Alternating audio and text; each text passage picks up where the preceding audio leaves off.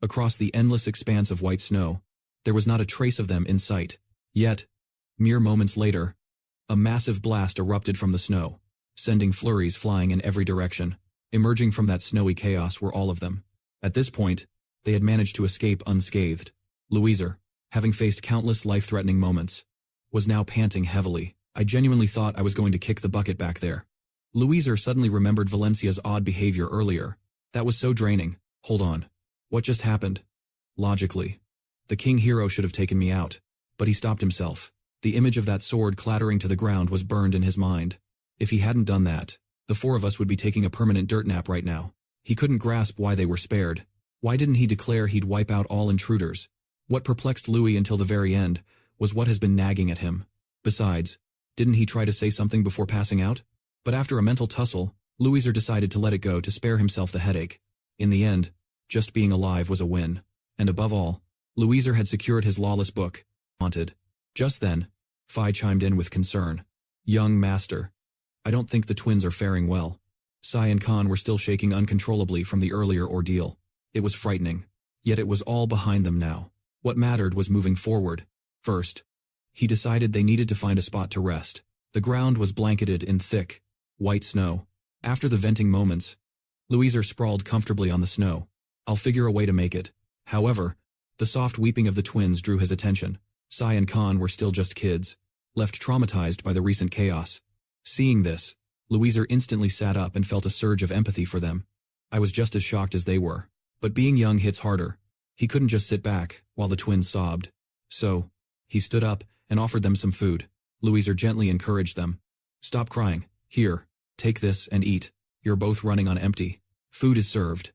So, they had no reason to turn it down and eagerly dug in. With the twins chowing down, Louiser couldn't resist joining in. I'm practically out of mana, too. I haven't pushed myself this hard since I've come back.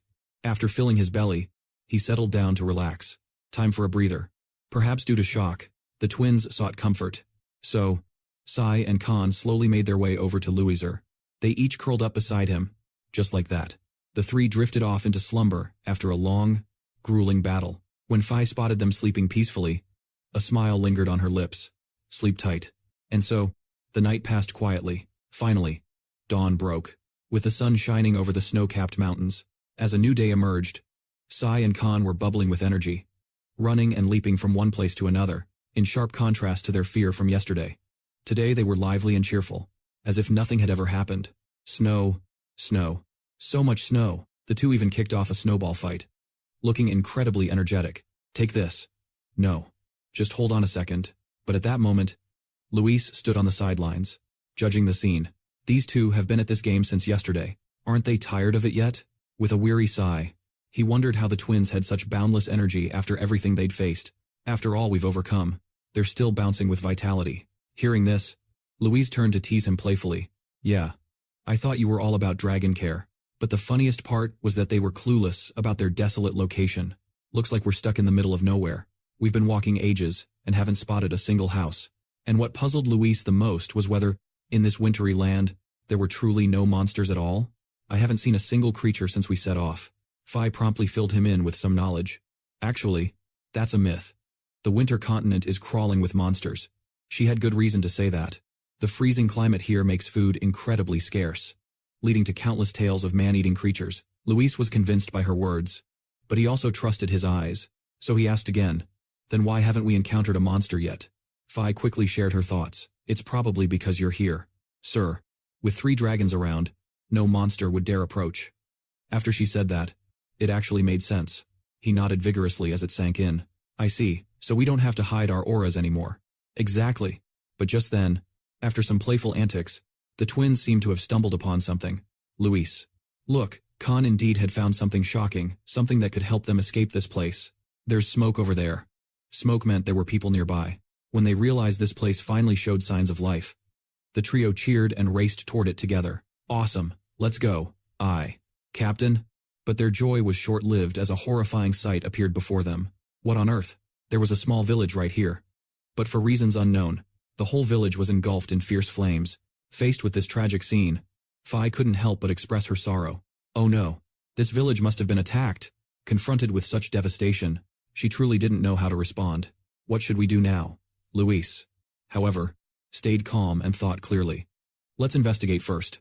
There may still be survivors. The village was almost completely reduced to ashes. Signs of an outside attack were evident on everyone in the village.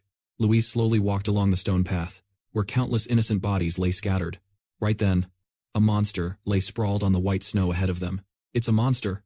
After searching separately for a while, Phi finally came back. Young Master Luis, did you discover anything? Phi shook her head sadly. No. I don't think there are any survivors. The twins, after helping search for a bit, were also worn out. There's nothing this way either. Luis, I'm really hungry. He just realized they drained too much energy with today's activities, so he tossed them a couple of snacks. Oh, right. We've been on the go all day. Here, take this, and let's get moving. Just then, as he was about to leave, something unexpected happened behind him, prompting him to glance backward.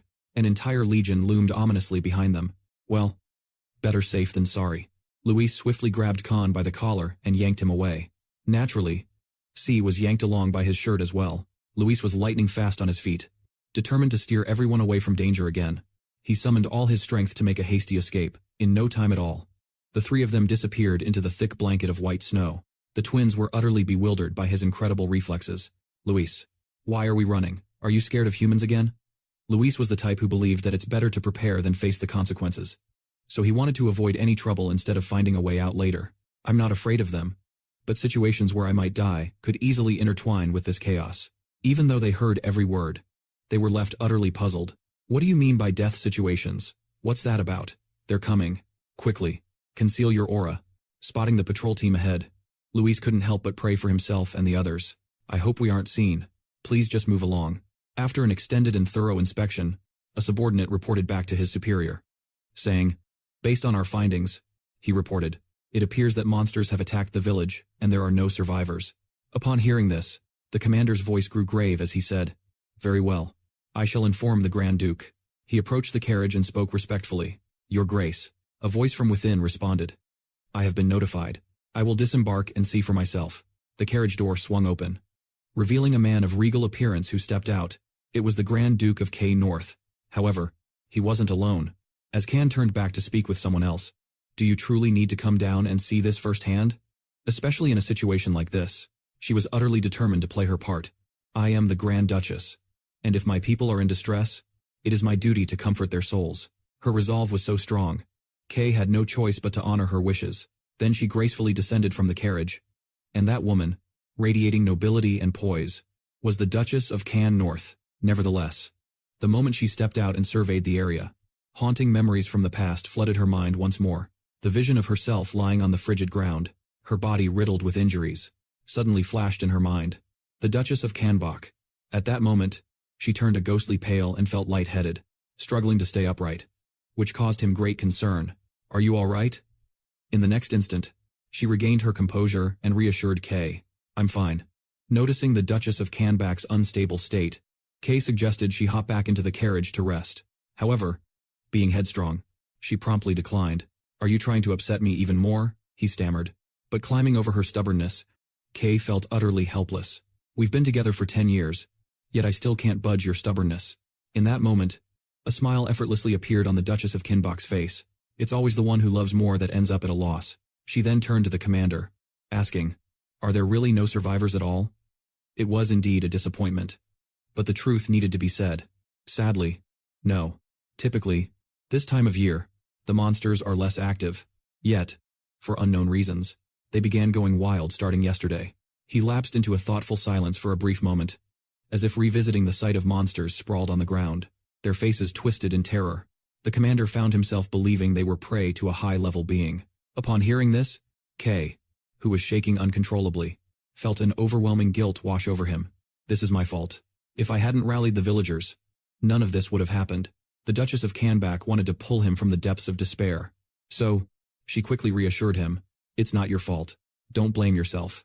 However, after listening in on their entire exchange, Louise suddenly grasped a harsh reality. Wait a second. So, does this mean what happened to this village is on us?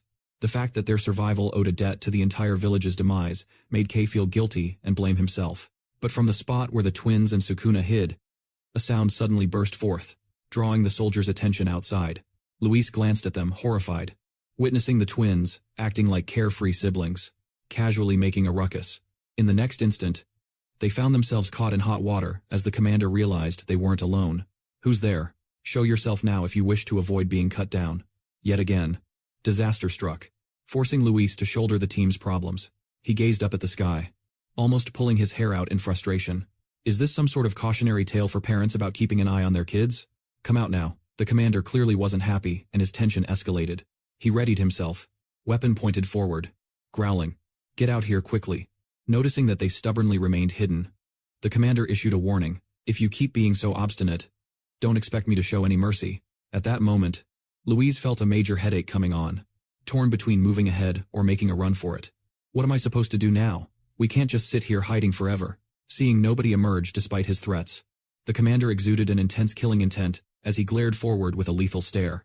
"I've already given you a warning, so the consequences are entirely on you." True to his word, he quickly focused his energy into his sword, causing it to glow. Before launching a crescent-shaped slash ahead, the powerful strike sent dirt and debris flying towards their hiding spot. This is bad. In a blink, the entire area erupted. With an explosion of such scale, they must have sustained some injuries. Luis was hit by tiny wooden shards from the blast. To make his situation worse, given his small stature, he naturally lacked the strength to endure such a monumental explosion and was violently thrown back. He found himself in a tragic predicament, being tossed around incessantly. Now, the cover they had been hiding behind was completely obliterated by the commander, leaving nothing in its place. From amidst the swirling smoke, their figures began to emerge. The commander gazed ahead and quickly spotted 3 kids. He felt a bit taken aback by this revelation. What? Chan and Luis finally emerged as the dense smoke began to clear. Everyone was utterly astonished to discover that the victims of the explosion were just children. Even the Duchess of Kanbok was left completely stunned by the trio's remarkable resilience. Oh my gosh. How are these kids still alive? It's true that tough situations often call for outlandish measures. Suddenly, Luis So hatched a silly plan. Yes, that's the one. Capitalizing on his status as a child, he started to wail, leaving the twins bewildered. He aimed to win the Duchess of Kanbok's sympathy, having never seen Luis So behave so oddly before. Watching him act like a toddler made Si and Khan freeze in surprise, realizing that his solo crying wasn't quite pitiful enough. He turned around and pulled them close. "You guys cry too, come on." Understanding Luis's bizarre reasoning, the twins finally joined in and wailed just like him. Thus, the 3 of them were putting on a show so believable, it could rival any Hollywood production. Wow. Their top-notch performances really tugged at the heartstrings of the Duchess of Kanbok. Oh, how tragic. Recognizing that mere crying wasn't sufficient, they even pretended to cling to her to show their fright. It was terrifying. At first, it seemed like the twins were just copying Luis, but they soon proved to be much better at it than he was. Are these kids smarter than me? I wonder if their usual pranks are also just a front. He could have been tough on them, but instead, he knelt down and asked gently, "Are you the only ones left?" Although he knew lying was wrong for a child, he saw no other option, so he sniffled and replied, "Yes, sir." The man felt deep compassion for the boy before him and softly patted Luis So's head. "You've really been through a lot," but from behind, Kay, the Duchess of Kanbok, suddenly interjected. "My lord." Seeing that the children were now without a guardian, she couldn't bear the thought of leaving them alone. "So," she proposed, "can we take these children back to the castle?" Can, then, sighed, recognizing he couldn't abandon the kids either, and agreed with the Duchess of Kanbok. "I guess we have no choice." Can then instructed his aides, "Bring these kids and escort them back to the castle. Prepare for departure." Luis So had only intended to put on a show to avoid trouble. Who would have anticipated it would go this far? "You're really taking us with you?" The aides said little, simply following directions and ushering them away, even as they were loaded onto the carriage. Yet Luis couldn't believe his eyes as he and the others were whisked away to another destination. At that moment, one person remained behind Phi. Perhaps, due to her small stature, no one noticed her presence. Phi observed from a corner as the carriages rolled away, feeling a bit puzzled about her master, Luis. Now they found themselves at the grand castle of the Duke of Kanbok. Luis was in an opulent bathroom featuring a lion-shaped fountain spouting water.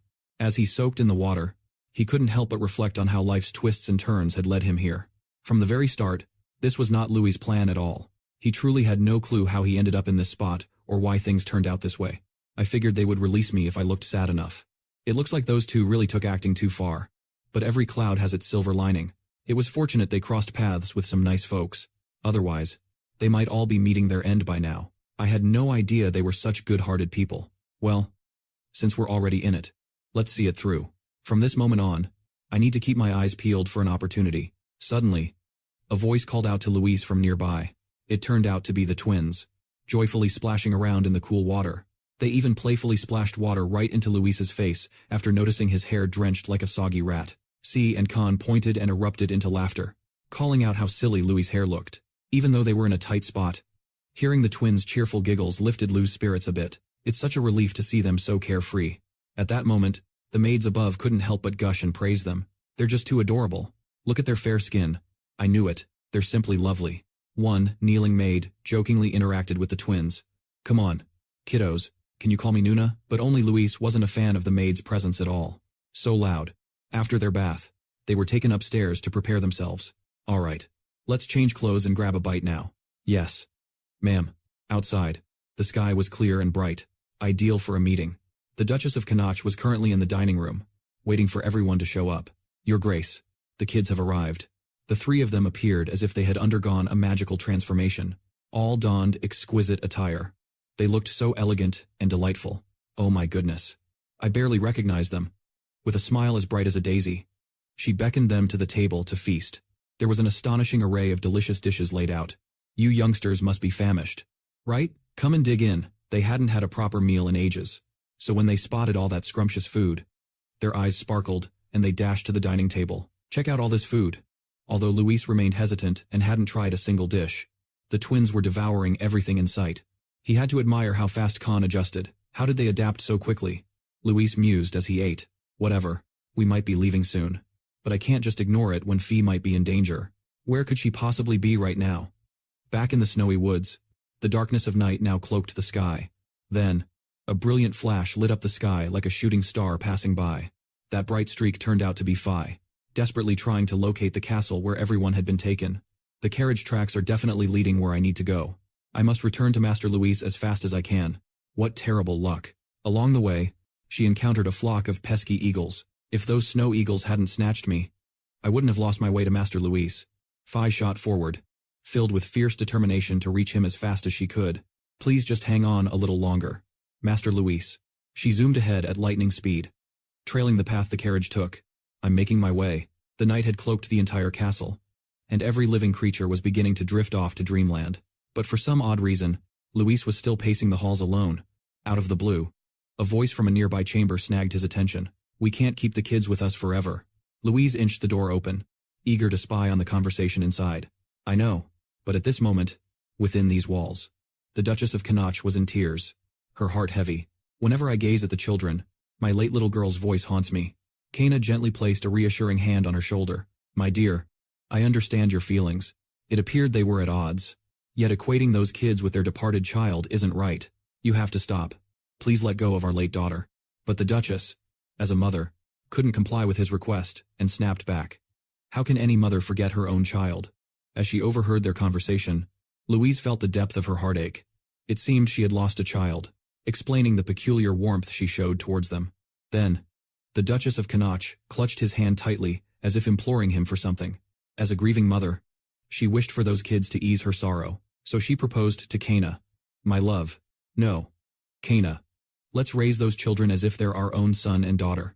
Hearing her wish to adopt them, Luis was absolutely floored, his jaw hitting the floor. After eavesdropping on their exchange, Luis slipped into another room. Lost in thought, he slumped in a chair with his arms crossed. Baffled by their feelings, we've just arrived, so why do they see us as their kin? With a wealth of knowledge, he understood Kana's social status perfectly. The Grand Duke of Connacht belonged to the royal bloodline of the mightiest nation and ruled over the winter continent. Thus, if Luis were to step into the role of their son, he'd practically wield the world in his hands. Becoming the adopted son of a Grand Duke ensures I could be an essential player in the nation. This was a monumental opportunity for Luis. But for Kana, her request was a tall order. This is indeed a heavy ask. Even if it's from the Grand Duke's wife, the grief of losing a child is a crushing weight. I should escape this place before it spirals further out of control. Yet, recalling the Duchess of the North begging him previously, it left a painful ache in his heart. Just witnessing them left him feeling perpetually uneasy. Now in a tight spot. The first person who popped into his head was Fee. If only Fi were here right now. I could bounce ideas off her. But just then, a flicker outside the window drew his attention. Speak of the angel. In a flash, she appeared at the castle, relentlessly knocking on the window. When Luis caught sight of her amidst the trickiest problem he faced, he felt a rush of relief and swung the window open for Phi. She darted in and embraced Luis tightly. His face broke into a broad grin as he asked where she had been. You fool! Where have you been hiding all this time?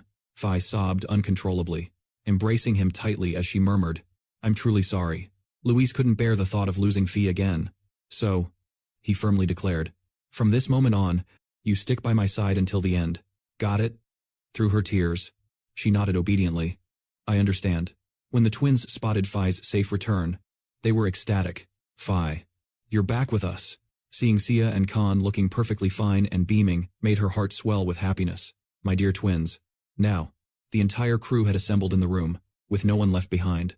Once Phi confirmed that every member of the expedition team was present and safe, she quickly proposed resuming their journey. Finally, we are back together. It's time to hit the road again. But recalling his earlier talk with the Duke of the North, Luis hesitated. Actually, I was thinking we might need to stick around a bit longer. Upon hearing his words, Phi was utterly confused as to why Luis wanted to linger. Why can't we leave right now? Faced with her inquiry, Luis also struggled to articulate his thoughts. Well, you see, they've treated us exceptionally well. Plus, I learned that the Duke and Duchess recently lost their child. It wouldn't feel right for us to just up and leave like this. Even with Luis's reasoning, Phi didn't quite grasp his point, so she simply stared at him, wearing a puzzled look and saying nothing as everyone stood silent for what felt like a lifetime. Luis scrambled to find more to persuade them. I'm serious. Besides, we aren't in any kind of peril, and we could gain more intel about the winter continent. Still, what caught Phi's eye was Luis's demeanor. Normally, the young master was composed, but he appeared quite flustered now. Listening to Luis's thoughts for a bit, she felt glad to see such warmth in him. Still, his kindness just made her more eager to support him. Now that she understood Luis's wishes, Phi decided to chime in with her own idea. If that's how you feel, young master, how about we try this? When he heard her suggestion, curiosity piqued in him. What do you mean? As expected, Phi was always spot on. She began, explaining that the dragon race has long valued their initial encounters greatly. So in that case, the Duke and Duchess are your first connections. Right? He promptly affirmed. Exactly. Then, to accomplish two goals at once with a mutually beneficial plan, Phi proposed an idea. Well, why not leave a parting gift before we go? For instance, if their challenge is the absence of a child, they would be fine if they had one, right? Despite this grand idea, Luis was worried about how practical it really was. It's easier said than done. Bringing a child into the world isn't exactly straightforward. Then suddenly, he had a light bulb moment. Wait a minute. We don't have to deliver a child immediately, do we? When they have their own child, our sudden exit won't be an issue anymore. Impressed by her cleverness, Luis didn't hold back on complimenting her. That's a brilliant suggestion. Phi, upon receiving his praise, she humbly replied, I was just throwing an idea out there. After finalizing their next steps, Luis sprang into action. All right, let's kick off preparations for the next big step. At that moment, the Duchess of Connacht was indulging in her tea, sitting all by herself on the balcony, her gaze drifting over the captivating scenery, her mind swirling with secret thoughts. Out of the blue, a cheerful voice called out, making her glance back. Madam, it's Sei and Khan. The spirited little girl and boy beamed at her, rushing over to the Duchess of Can, eager to capture her attention. Madam, come play with us. Not a trace of annoyance crossed her face. Instead, she smiled warmly. Oh my. After a joyful while of frolicking, she suggested, all right. Feeling bored already? How about some cookies? In unison, both C and Khan exclaimed, yes, ma'am. When Luis S. peeked in, he spotted the three of them seated together, chatting away happily, and a wave of happiness washed over him. Now, the outcome of the plan rested entirely on C and Khan's shoulders. He had placed every ounce of faith in the two of them. I'm counting on you two. Meanwhile, Kant was engrossed in a meeting with his team. Handle that situation appropriately. Before wrapping up, he threw in a reminder. Don't forget to keep an eye on the soldiers' training schedule. Out of nowhere, a sharply dressed Luis S. appeared. Flashing a bright grin, the two shared an awkward moment of silence, staring at each other, neither breaking the stillness. Spotting him standing there, Ka figured something was up, so he inquired. Need something? Luis S. quickly responded with respect. No, sir. Noticing his solitude, Ka wondered. Where are your friends? Luis S. answered promptly. They're with the Duchess. Sir. Seeing him so calm made the Duke curious. Aren't you scared of me? Luis S. replied. Not really. Sir. Sir. Noticing his calm demeanor, the Duke shot another question. Aren't you scared of me? Luis S. replied. Not really. With Luis's friendly demeanor, Ka felt he was dealing with a unique kid. Generally, kids were terrified of him and wouldn't dare come close. This kid is truly different. In that moment, Ka suddenly saw echoes of his son Juno in Luis. A long-lost smile, one he hadn't worn for ages, crept across his lips without him noticing. Then Ka scooped Luis up, cradling him as if he were his own son. Just like before, when invited to play, Luis's face lit up with sheer joy, his eyes crinkling with delight. All right. Want to join me and play? Yes, I would, and off they went into the room. The atmosphere turned remarkably warm. Let's play in my office. Okay. Even his subordinates hadn't seen Ka this alive in ages. How long has it been since I've seen him smile like that? This thought crossed their minds. After a blast of fun playing with Ka, he eagerly showed everyone. Seriously, these gems are so special. But just moments later, his expression shifted to serious. All right. The fun's over. Time to get serious about business. Then Luis inquired about how the twins were faring with their tasks. Did you two pull off your mission?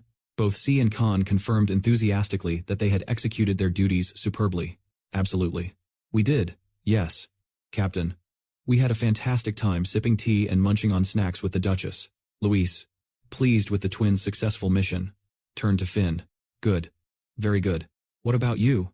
We had a lovely time sipping tea and munching on snacks with the Duchess. Impressed by the twins' successful completion of the mission, Luis beamed at Finn. Good job, really good. What about you? Finn's mission was to play detective and gather info on the Grand Duke's daily schedule based on her findings. She mentioned that the Grand Duke typically rises at 5 o'clock to begin his day. After lunch in the afternoon, he resumes his work and starts training post-dinner. He usually hits the hay around 11 o'clock and reaches out to the Duchess 5 times daily. That wraps up my report. After absorbing the thorough details from Finn, he was thoroughly pleased. Good job. Excellent work. But then, she inadvertently called him by his name. When Louise noticed the girl being so upfront, his face flushed with anger, as he quickly corrected her. It's Captain. The girl promptly corrected herself. Captain, we've done what you instructed. But what are we actually doing? Even Khan found himself curious and wanted an explanation. True, just playing around with the Duchess won't lead to a baby. Still, there was a deeper reason for his choice. A reason that the twins probably wouldn't grasp yet. Such little ones. When Luis referred to them as kids, they thought, "You're younger than us." Then Luis carefully selected his words to break down the situation for the twins. Pay close attention. To create a child, the bond between both parties must be incredibly strong. The Grand Duke and the Duchess are still grappling with the emotional scars of losing their children, and that's precisely his aim. If they spend quality time playing and enjoying their moments with delightful kids, wouldn't that help restore their spirits? The ache of losing a child will eventually lessen, allowing them to get more comfortable with each other step by step. After some time, Louisa's mind was no longer as innocent and began to darken gradually, and then history would unfold in the night. The more he explained, the more baffled the twins became. Why write history in the night? Is it preferable to write at night? When they asked, Luis found himself at a loss. He couldn't just spell it out. So he chose to be ambiguous. This is grown-up stuff. What would kids know about it? Meanwhile, C and Khan were left fuming about not receiving a clear answer. He was engrossed in the unruly book laid out before him. So at this moment, Luis positioned the book on the table. The cover boasted the title, 1,000 Elixir Variations in Alchemical Formulas. After investing so much time preparing and plotting, the moment had finally arrived to set everything into motion. Shall we kick off the formula for an alchemical elixir? Spotting Luis pull out a rather peculiar book, Phi asked, "What is that?" Luis then shared the tale of how he stumbled upon the book. "I discovered this in my father's library, while trying to enhance the effects of elixirs. But life isn't all fairy tales, and he had to deal with the consequences of my curious meddling. I experimented with numerous elixirs but was caught by my father, leading him to seal away all those potions, after giving me a good scolding. Truly, killing 2 birds with 1 stone. It was unfortunate that Louise faced a scolding, but lucky that it benefited him twofold. Who could have guessed that the research he diligently pursued to extend his life would serve this purpose? After flipping through the pages for information, he finally found what he had been searching for. Here it is, an elixir for couples who have lost their spark. Just a few drops are enough to reignite those initial feelings of love. And even more remarkable is that the book guarantees this elixir will be a sure success." Luis exclaimed, "This is it. The page featuring the phrase instant solution with a 100% success rate for couples eager for a child really grabbed his attention. Realizing what needed to be done, he jumped into action while the moment was right. Luis yanked open both wardrobe doors. Then, just before stepping inside, Luis made sure to give the twins clear instructions. If anyone comes looking for me, just tell them you have no idea. Okay? Connie and Khan quickly nodded in agreement. We understand. Once inside, he began to channel his abilities. Luis thrust his hand forward, conjuring a vibrant purple magic circle. His eyes gleamed brilliantly, and the entire area was enveloped in his mighty energy. And now, the real fun begins. Space expansion. The interior of the wardrobe started to warp under his command, transforming before his eyes. Luis was truly phenomenal. In mere moments, the cramped space morphed into a vast room. This should be plenty, right? Pleased with his success on the first step, he moved on to the next phase. All right, time to get down to business. The scene shifted to the castle kitchen. At this time, the kitchen stood entirely deserted, void of any presence.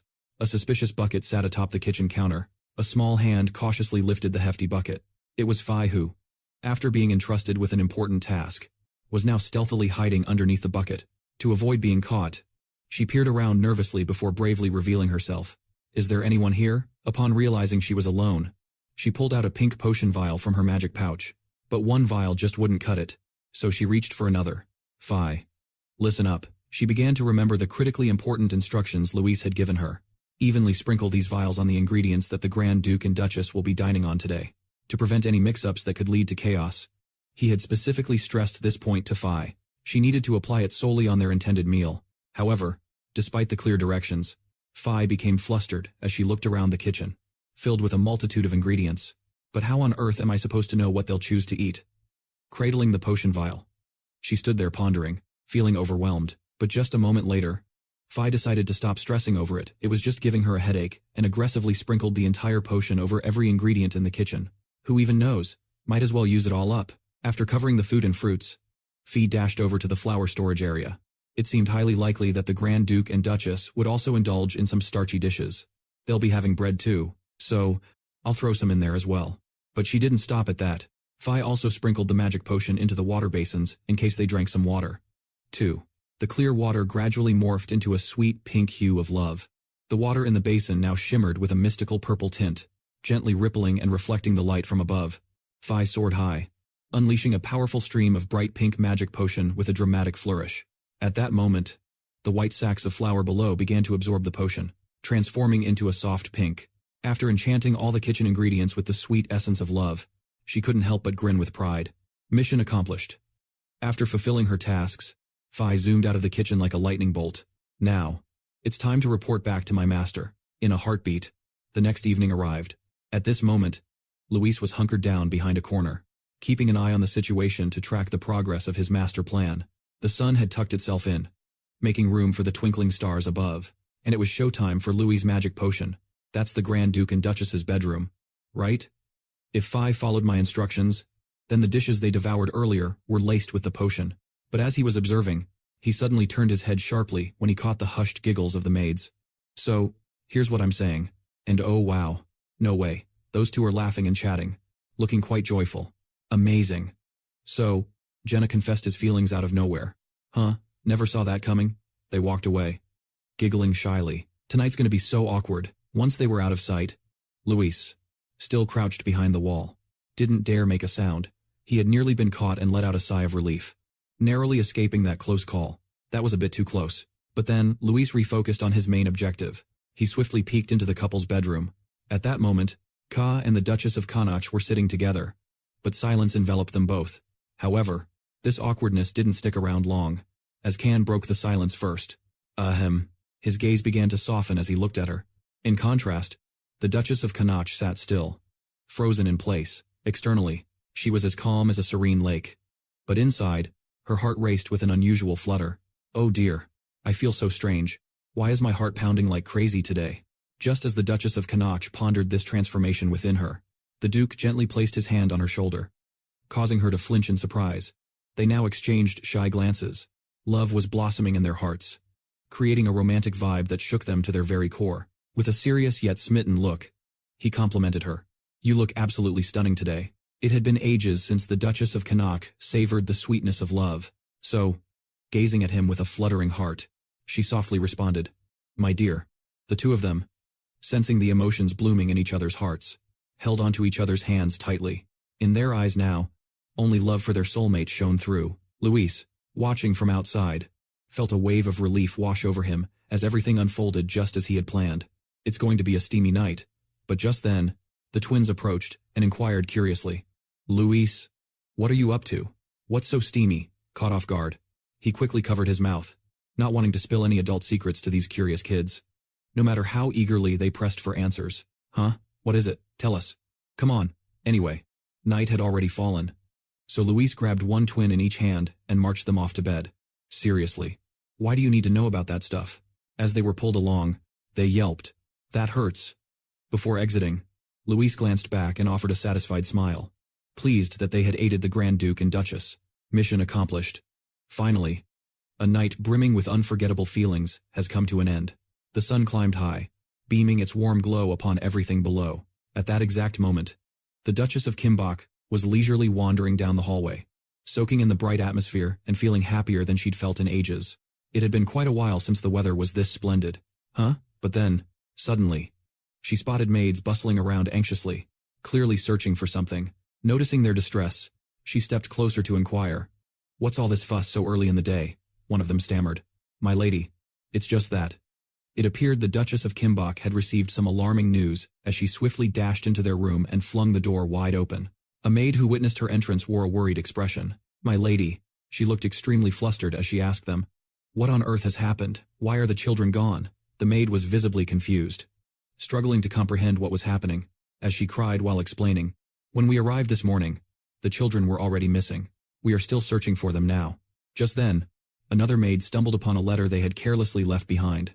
"My lady, there's a letter on the table." The Duchess of Kimbok noticed it and quickly snatched the letter from the maid's hand, opening it and reading the first few lines, which rendered her completely speechless. This is the Duchess of Kimbok reading the letter. The letter stated, "We bet you're quite surprised by our sudden disappearance. However, all gatherings must eventually lead to farewells. From this point on, we shall embark on our own adventure. We are incredibly thankful for your hospitality, for caring for us during our stay, and we hope you find the strength to heal from losing your son. Soon, a new life shall grace the Grand Duke and Duchess. Please shower that new little one with the same love you offered us. Signed, Liu and the other two." As she finished the letter, the Duchess of Kimbok sadly held it close to her heart. Tears cascaded down her cheeks at that moment. Oh, so they were aware of everything. "It's all my doing. I took them in, treating them like my own departed child." But then, as she glanced at the letter again, she felt a bit bewildered. What does a new life mean? What are they hinting at? A few weeks later, in their chamber, the priest's cheerful voice rang out. "I bear magnificent news." He looked at the Grand Duke and Duchess of Kimbok and eagerly proclaimed, "Her Grace, the Duchess is expecting a new life." The Duchess of Kimbok stared at the priest in astonishment. "A new life?" Ken instantly grasped her hand and exclaimed with joy. "My dear," she softly whispered. "Ah."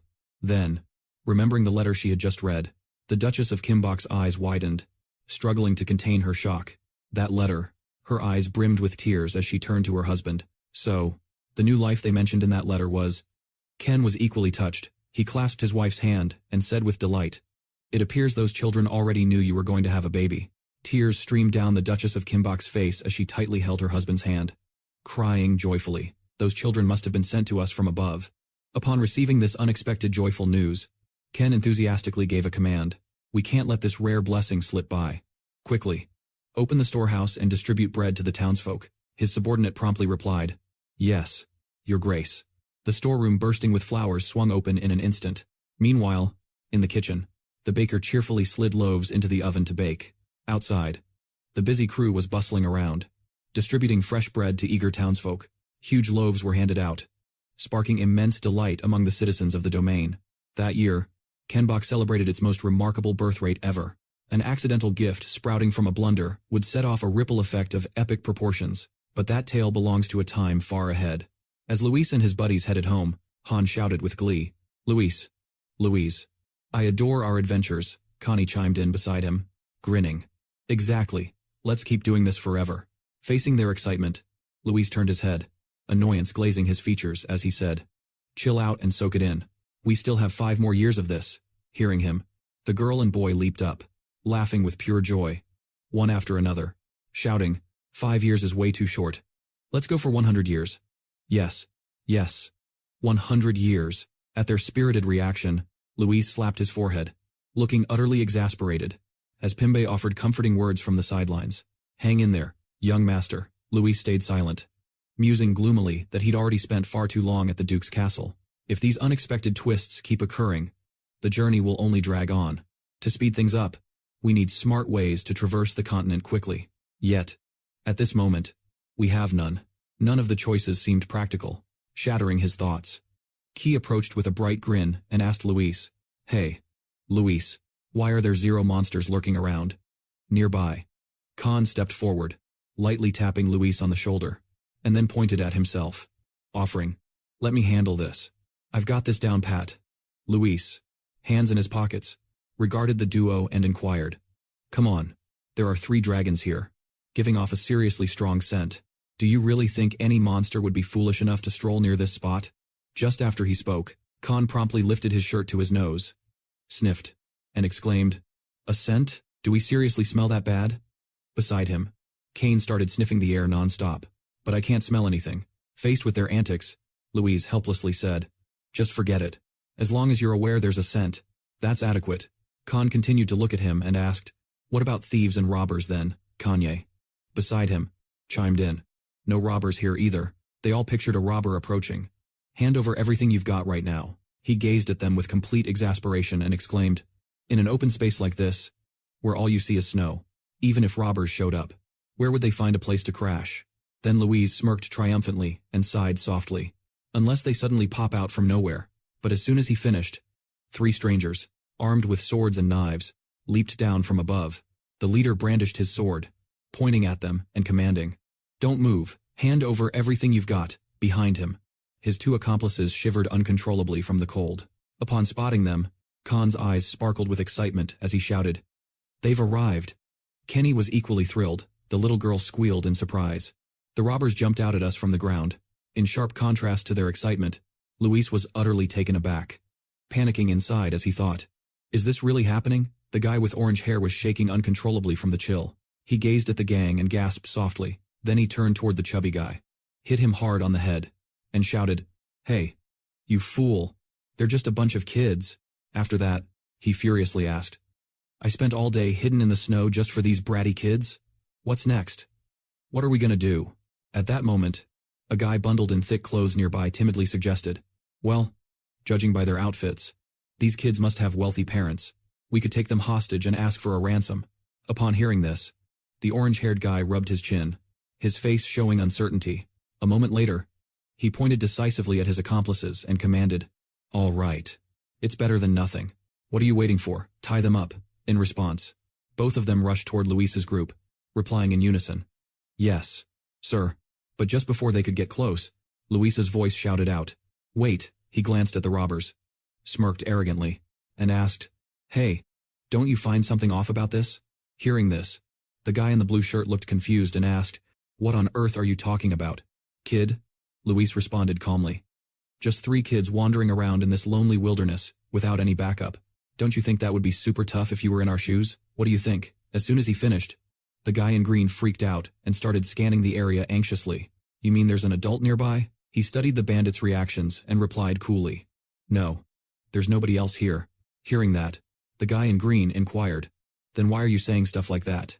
Noticing they were still oblivious, Luis smirked slightly, shrugged his shoulders, and said, You'll figure it out if you just think a little.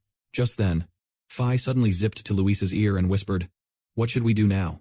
Master Luis? He tilted his head and echoed her words. What to do? Right after that. His eyes turned menacing, and he unveiled his plan. Those 3 must have some stolen loot. Right? So, we should seize this chance to clean them out. At that moment, Khan came up to him, insisting, Luis, let's go have some fun. Connie joined in beside him, adding, Exactly. Let's go mess with those guys. Luis tilted his head and frowned slightly at them. What? Go play? You guys are at it again. Then he put a hand to his chin, contemplating. Wait a minute. That's not such a bad idea, is it? To lift their stuff. We'll need to find their hideout. Right. Meanwhile, the leader of the bandits approached his crew and angrily urged them. What are you fools doing just standing there? Get moving. What did I tell you? Suddenly, the orange-haired guy exclaimed. Huh? Luis raised his hands. Much to Khan and Connie's confusion, he looked at the bandits and announced, We surrender. We'll come with you peacefully. His action left the bandits stunned. Luis glanced at them and pleaded, Please don't hurt us. Luis's group followed the bandits.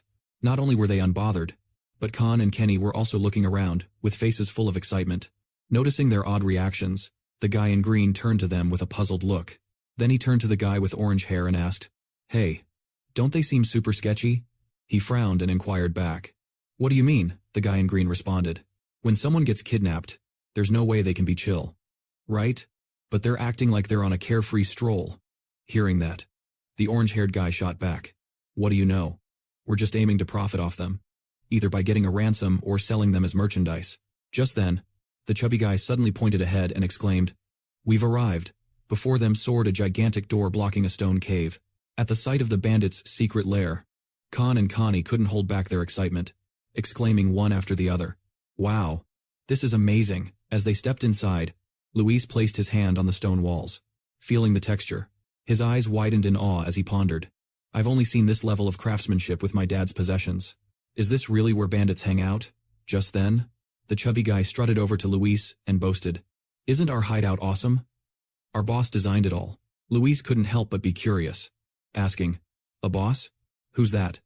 The chubby guy raised his hand, saying, Our boss is. But before he could complete his sentence, the orange-haired guy rushed up and whacked him hard on the head. Angrily, he grabbed the chubby guy's collar and exclaimed, Why can't you keep your mouth shut? What if these kids escape and spill the beans? Faced with the orange-haired guy's fury, the chubby one looked a bit scared and flustered. Sorry, my bad. The orange-haired guy immediately threw him to the ground and commanded, Take the kids and toss them in the cell. The chubby guy quickly got up and replied, I got it. He slammed the cell door shut, locking them in before hastily leaving. The trio watched the flabby guy's retreating figure with expressions of utter annoyance. Luis turned his head, glanced down at his neck, and said, It should be fine now. No sooner had he finished speaking than Phi slowly and wearily crawled out from Luis's neck. Luis propped himself on his hands, glanced at her, and ordered, Go find something worth pilfering. Phi replied obediently, Yes, I got it. Following his instructions, she quickly slipped through the small keyhole. After Phi's departure, Khan plopped down on the dirt floor, bored, whining to Luis. Can't we go too? Connie, feeling equally glum, chimed in. It's so dull in here. Seeing their disappointment, Luis turned to them and said, Just hang tight for Phi to return, and we can play afterward. Then his eyes gleamed with mischief as he thought with delight. This must definitely be the bandit hideout. If so, they've got to have loads of treasure stashed away here. This is exciting. Meanwhile, the bandit chief was busy forging a weapon. He rhythmically hammered away at a stone, causing a piece of the wall to crack and thud loudly. Suddenly, from outside the door, his subordinate's voice shouted the report. Boss, we're back. He was the notorious leader of the Red Axe bandits, Balo. He gazed at the orange-haired fellow, who was bowing before him with a hint of pride, and asked, Well, great job. Did you manage to snag a big catch? The orange-haired man shook his head and responded, Not quite. Sir, the monsters threw a fit earlier, scaring off all the travelers, but we still managed to grab something. We snatched 3 kids while they strolled along the road. Judging by their clothes, their families must be pretty affluent. Sir, we could make a tidy sum by demanding a ransom or even selling them. As soon as the orange-haired man finished, Balo burst into hearty laughter, praising them with a beaming face. Good. Really good. He then moved towards the cell where Luis and the others were kept. Well, I suppose it's time to wrap this up. We shouldn't let them lose their innocence. Let's see how they're faring. The orange-haired man respectfully followed, replying, Yes, sir. Back with Luis. Khan and Sue were so drained they had dozed off. Sensing someone nearing, Luis slowly opened his eyes. The orange-haired man glanced at them and said, They're in here, boss. Balo placed a hand on his chin. Looking them over, he remarked, They seem quite well-bred, don't they? The moment he laid eyes on Balo, Luis was taken aback, thinking to himself, This guy looks pretty strong. With that kind of power, he must be at least level 3, right? But he doesn't seem like the type to become a thief. Balo's eyes turned towards Luis. The boy met his gaze with sharp eyes. The boy's stare startled the man, making him gasp. Luis squinted back in confusion, then grinned with amusement and thought, Aha, could this guy be? Luis called over to Balo. Hey, you big old dude. The man pointed at himself. asking, "Me? You talking to me? Kid?" Luis just beamed back at him. He replied, "Is there any other plump old man here apart from you?" Then he inquired about his name. "What's your name?" Hearing this, the orange-haired man beside him exploded in anger. "You cheeky brat. How dare you? Do you even know who he is?" In that moment, Balo, trembling slightly, answered timidly, "Ah." Balo, faced with his odd behavior, the orange-haired man turned to him, bewildered, asking, "Boss, why are you acting so weird?" Balo raised a hand to his head, his body shaking as he replied, "I don't know. I suddenly feel like I might have a fever." Hearing this, the orange-haired man couldn't hide his shock and exclaimed, "Huh? If it were anyone else? I'd get it. But you, boss." Observing his reaction, Luis couldn't stifle his joy, thinking, "Perfect." He took the bait. Seeing Balo unwell, he quickly decided to leave. He then instructed his subordinate, "Make sure to keep a close eye on them. I think I'll go take a break." The orange-haired man obeyed, responding, "Yes, boss." But as Balo hadn't even made it out the door, Luis's voice rang out, "Leaving so soon?" As Balo flinched in surprise, he slowly turned back to look at Luis. Seeing this, the boy waved, "All right, get some rest. Catch you later." Just after finishing his words, Balo bolted out the door like a shot while the orange-haired man hurried after him. "Let's go together." Boss, who had just returned, watched this scenario unfold, and a huge question mark popped up in her mind. A really big one, too. Phi zipped over to Luis and declared, "Master Lu, I've made it back." He eyed her with hands on hips and queried, "So, did you uncover anything?" Phi let out a resigned sigh and responded, "It turns out the warehouse and everything nearby are totally barren. Instead of treasure, I think these bandits are more likely to starve now." Upon hearing this, Lu's expression instantly soured as he muttered, "So they're just poor folks. Huh? Looks like I've been tricked. Haven't I? They always say humans have riches." Hearing him say this, Phi felt incredibly puzzled. "Huh?" Noticing her confusion, he added, "Forget it.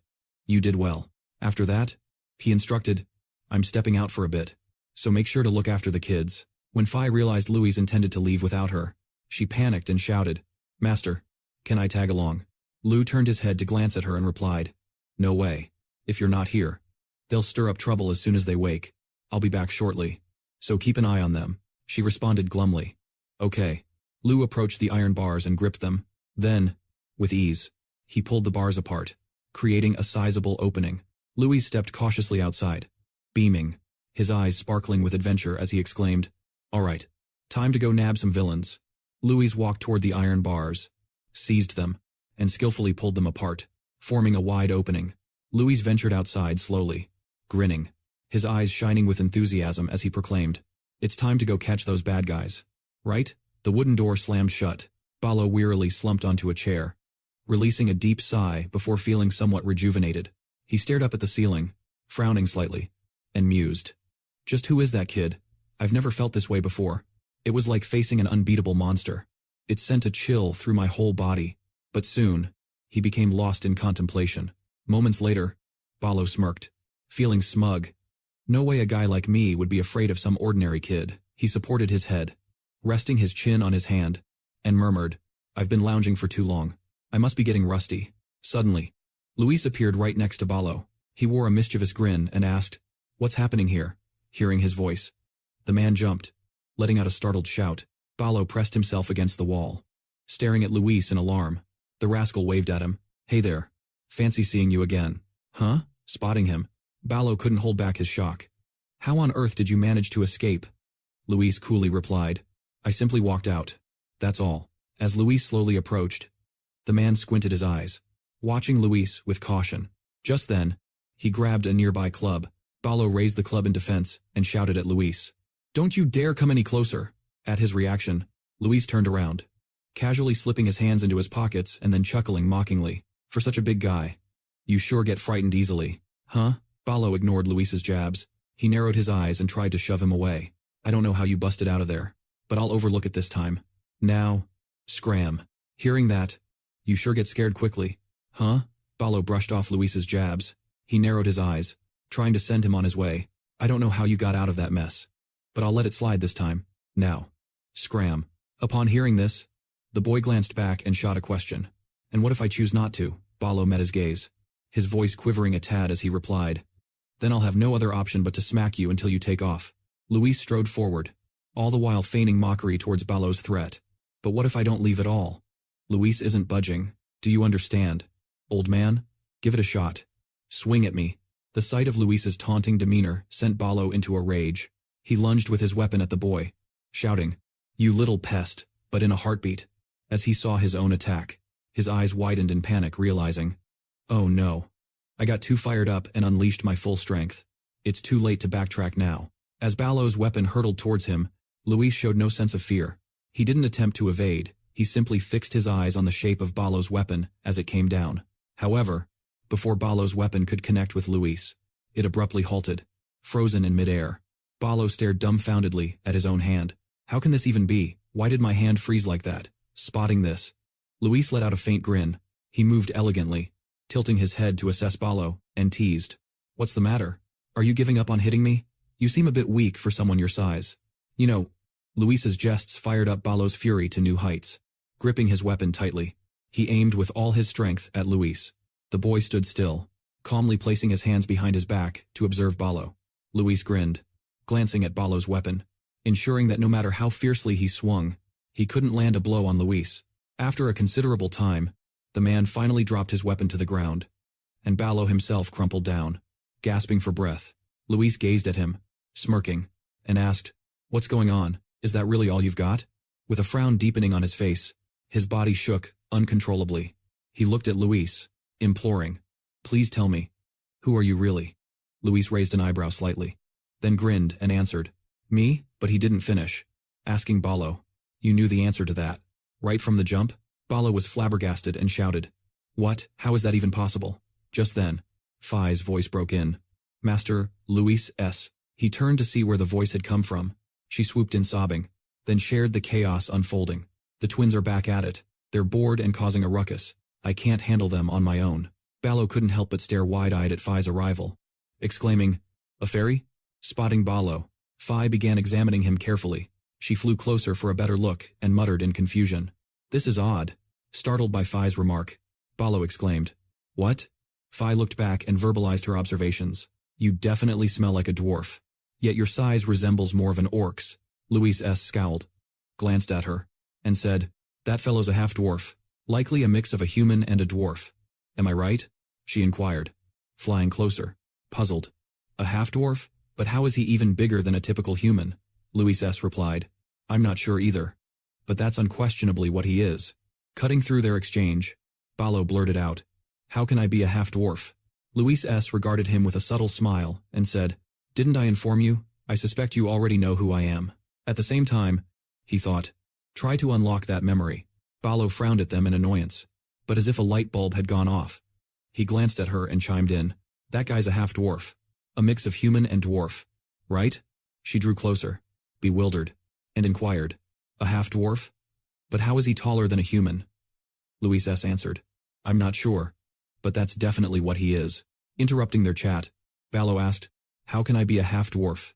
Luis S. looked at him with a faint smile and said, "I already told you. Didn't I? I bet you know who I am." At the same moment, he thought to himself, "Try to remember." Ballo furrowed his brows in annoyance, but suddenly seemed to realize something.